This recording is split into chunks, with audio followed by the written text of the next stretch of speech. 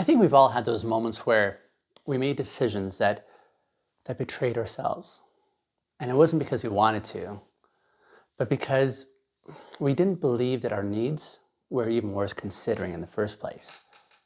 So we chose peace over honesty.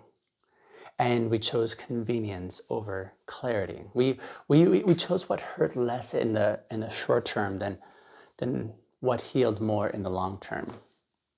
And when we did this, something inside of us shrunk just a little bit. It wasn't dramatic. It wasn't in the ways that the world could see, but quietly, in these small compromises that told us, I don't matter as much as everyone else around me does. So we learned to second guess the voice inside of us and to look for permission before trusting our own instincts, and to treat self-betrayal as this normal part of being reasonable. But here's the truth, though. Every decision is a declaration of our worth. This is Uber Bintegers, where we anchor every choice in this quiet confidence that comes from knowing what our worth is. But there's a weight, isn't there, of our choices. You see, the smallest choices often carry the loudest messages. The friends you keep, for example, or the work that you say yes to, the people who you allow access to your own time, the conversations that you stay in, or the ones that you walk away from. See, every one of these whispers something about how you see yourself. And if we're honest, many of our choices are not about being rooted in freedom, but more so they're shaped by our fears. Fear of rejection, fear of missing out, fear of being misunderstood. We learn to adapt or to accommodate or to stay quiet.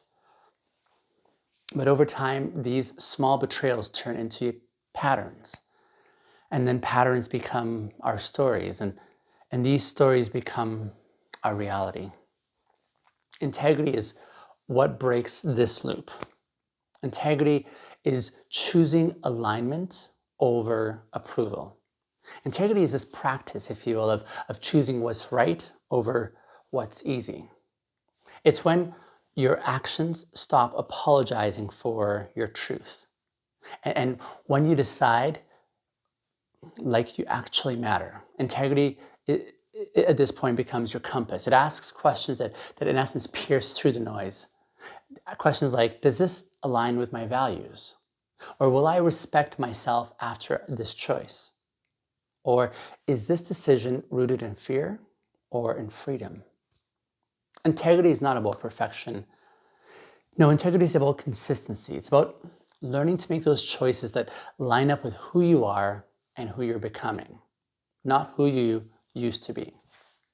See, each time you honor your truth, even in small ways, you're re-educating your nervous system to trust you again, because integrity is how your soul knows that you're safe with yourself. And when you act from integrity, you stop negotiating your worth with people who never earned the right to define it in the first place. And then intimacy is listening before you decide on whatever. Like, integrity tells you what's true, but intimacy teaches you how to actually hear it.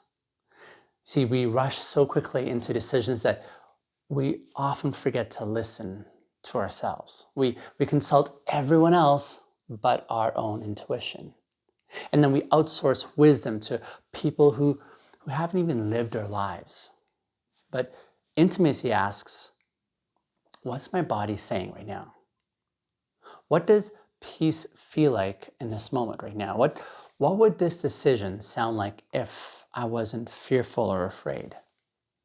Intimacy is what slows us down long enough to recognize the subtle difference between fear and intuition. See, fear screams, whereas intuition whispers. Fear tells you to hurry up, whereas intuition reminds you to breathe.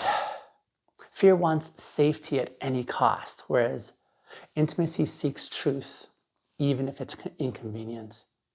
To make decisions like we matter, we have to first build intimacy with our own inner landscape.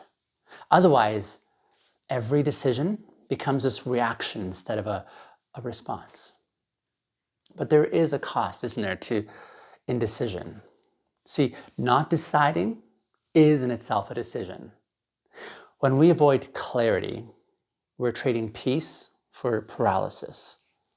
And we hope that we will make the hard choice disappear, in essence. But avoidance always collects interest. It grows into resentment or anxiety or confusion. It makes us feel powerless in our own story. When we believe that we matter, we stop waiting for life to choose for us. And we start to choose for ourselves, even if it costs us our comfort. Because indecision is often self-betrayal in disguise. It's this illusion of safety that keeps us stuck in these situations that we have already outgrown. Integrity, however, calls us to clarity. And then intimacy calls us to compassion while we're finding it. Integrity is the courage to disappoint others, right? Here's a truth I think that most of us avoid, and that's making decisions like we matter will disappoint someone. Someone will misread our boundaries. Someone will take our clarity personally, right? Someone will actually call our peace distance. But that's not your burden to carry though, right? Integrity will sometimes cost you your approval. But the cost of people pleasing is always higher, isn't it? Integrity says, I can't live dishonestly just to be liked. It's learning to be misunderstood without abandoning ourselves. And here's the irony of this. The moment that you stop chasing validation, your relationship becomes more authentic. Because the people who stay aren't staying for the you that you're pretending to be. They're staying for who you actually are. And that's the kind of alignment that invites freedom. Intimacy, decisions as conversations is something to consider with our soul, right? When intimacy shapes our decisions, we stop treating life like this series of obligations, and now we start seeing it as more of a conversation or a dialogue. Because every choice becomes a question, and that is, what part of me am I honoring in this moment right now? The soul doesn't measure success in outcomes as much as it measures it in congruence, and how aligned our inner and our outer worlds feel. So to live with intimacy means that we stop performing for worth, and now we start partnering with our truth. Our decisions will start feeling a lot like homecomings instead of negotiations. And that's where our sense of worth begins to grow. See, there are small decisions that help rebuild trust in our lives. It's not always these big and life-altering choices that define our integrity. It's the small and ordinary choices along the way. So choosing rest when your mind says grind, or choosing honesty when silence feels safer, right? Or choosing stillness instead of the distractions, or choosing conversation, for example, instead of giving a cold shoulder. See, every small decision of alignment is what builds this sense of inner credibility. And that credibility becomes our zone of confidence. And confidence is not arrogant. Confidence is self-trust that's accumulated over time. So every yes and no that's aligned with integrity becomes like this brick in the foundation of your worth. Decisions that reflect our dignity are a really important part of this too. See, when we start believing that we matter, our choices start looking different. And this is where we stop saying yes to chaos just because it's familiar. And we stop settling for half attention or half respect or half effort. This is where we stop explaining boundaries to people who've already shown us that they really don't care to understand our boundaries, right? So we start walking like someone whose presence is not disposable. And we start speaking like someone who actually knows their peace is sacred. And then we start living like someone whose time is really a reflection of our worth. And that's when life starts aligning around you instead of against you. Because when we make decisions like we actually matter, we start attracting people and we start attracting these places and opportunities that treat us in that same vein. Integrity and intimacy in tandem are such a powerful combination in this regard. Like integrity without intimacy can often become rigid, right? Where decisions are made just by pure logic alone. And intimacy without integrity can become this emotional zone of chaos because decisions are made by impulse. But together they bring balance. Integrity gives your decisions structure, and then intimacy gives your decisions like soul. And integrity says, this is the right direction. Whereas intimacy would add on to that saying, and here's how to move with compassion in the midst of this. And when both lead, like every decision you're making, they both become this act of alignment and an expression of love. And that's the difference between living reactively and living intentionally. But here's how to start making decisions like you matter. First, pause before saying yes. If you're feeling pressure, pause. The truth never demands urgency. So give your worth time to speak. And then consider asking these questions. Number one, does this align with my values? Am I making this choice out of fear or integrity? And three, will this decision cost me my peace?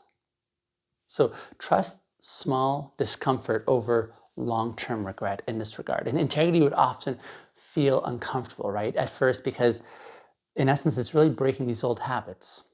But discomfort is, let me remind you, temporary, right? But regret isn't. So let peace also be the metric that you're measuring, not praise, not productivity or popularity, because peace is how your worth feels when it's being honored. And then make decisions that say, I matter. See, when you start making decisions from worth, life will slow down and you stop rushing to fill every space. And now you start recognizing this sacred silence. You stop apologizing for your clarity. And now you realize that every decision is this mirror that's reflecting who you believe you actually are. And as that belief strengthens, you'll see the noise fading because your worth does not beg. It doesn't chase. It doesn't even have to explain. It just simply chooses clearly and quietly and consistently. Tomorrow, we're going to explore how to live that worth out loud, how to honor your presence as something that's powerful and beautiful and good. So the next episode is, I think it's titled, Your Presence is Not the Problem. But for now, let's maybe leave with this reminder, and that is, you don't need to earn the right to make decisions that protect your peace. You only need to remember that you are worth the clarity that your truth demands. Thanks for listening, and I'll see you in tomorrow's episode.